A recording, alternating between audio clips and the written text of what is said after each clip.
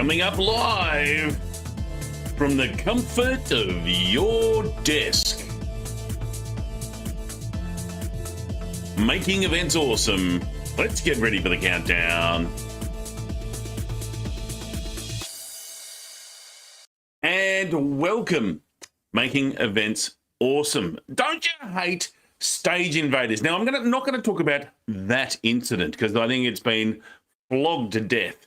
But I think there's really important things about looking at how do you control the stage? If you are a host or if you are a speaker or if it's your event where you're the host speaker, it's, you're doing it. How do you control the stage? I've got 3 simple rules that'll help you do that.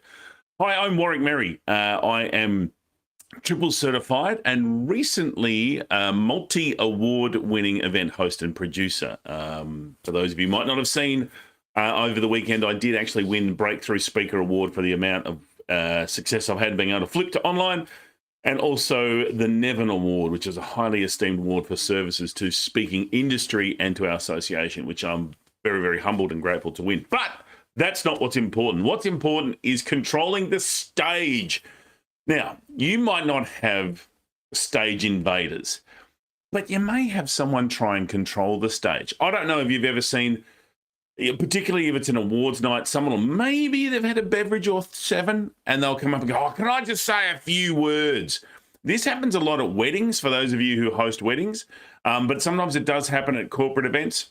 Also, you might find that sometimes people are trying to take control in that they don't stop when they're supposed to. This is common for, unfortunately, I don't mean to stereotype, but I will, politicians and academics, because they get very carried away. And look, even professional speakers sometimes can get very carried away with what they're talking about and lose track of time. So as the event host or as someone who, if it is your event, there are 3 simple rules that you need to know to be able to cover it. So I wanted to go through those rules with you very quickly indeed. So the very first rule is if it's your host or if it's your event and you're speaking and hosting, whatever, it's your stage. Nothing happens on that stage without your permission. Now, if you're running a big corporate event, it's still your stage. Yes, you have the conference organizer who's going to advise and direct you. Yes, you'll have the CEO of the company who's putting it on or the association or whomever. They're happy to give their input. But at the end of the day, what happens on the stage will be your responsibility. So own that. It's your stage. If you're not comfortable, don't let it happen. So, I know there's been a couple of times I've been asked, can I just say a few quick words? Say, look, I'm terribly sorry, we don't have time for it, or it's not appropriate at the moment. Let me check with the organisers and I'll get back to them. But it is a way of just, you've got to understand, it's your stage. If it doesn't, it's not going to happen on your stage if you don't let it. So now, yes, you might get a stage invader that's beyond your control, but you don't have to engage. You can ask them to leave the stage before they get started. So yeah, it's a very interesting thing, but it's your stage. Never, ever forget that it's your stage. And the second rule is timing is everything. You really have to, now don't get me wrong, you've got a little bit of flexibility. If I go a couple of minutes here, I can make it up in the break, but timing's everything. If they're not starting to slow down when they should be, you're in trouble. So I find the best way to manage people's time is to let them know well in advance. And I do it, it's that sort of, someone told me it's the inoculation effect. Let them know up front what's going to happen and they'll be thinking about it so they won't let it happen, if that makes sense. So here's what I do. I'll say to speakers, particularly there are some speakers or some types of speakers who have that reputation for going long. So I'll say to them beforehand, we've got 10 minutes, 5 minutes, however long, allocated for your session. So, have a good time. Do you want a 2-minute warning, or we've got a prompter at the bottom, or you'll see there'll be a warning message come up, or there'll be a flashing number when we're getting to the end. You're going to get one at 2 and 5 and however many minutes it is. If it's a smaller event, you might say, I'll be at the back holding up 2 fingers or 5, 4. How many fingers am I holding up? 4 fingers at the back of the room, or I might have whatever you've got to manage that. And then I'll say to them, but if you're still going and you find me walking to the stage, that's when it's time to start wrapping up. If you see me walking across the stage, you better make that your last sentence. If I'm standing next to you, you've got 3 words left. Now, I have a bit of a laugh with them and I smile as I say it, and they're all like, oh, it won't be that long. And then when they do go long, they'll see me standing on the side of the stage or slowly walking towards them, and they go, oh, the MC's walking towards me. So I better wrap things up. And it works a treat. That way they get to save face. They can blame me or the MC's walking towards me, and I don't care. But it gets the timing honored, which is so important.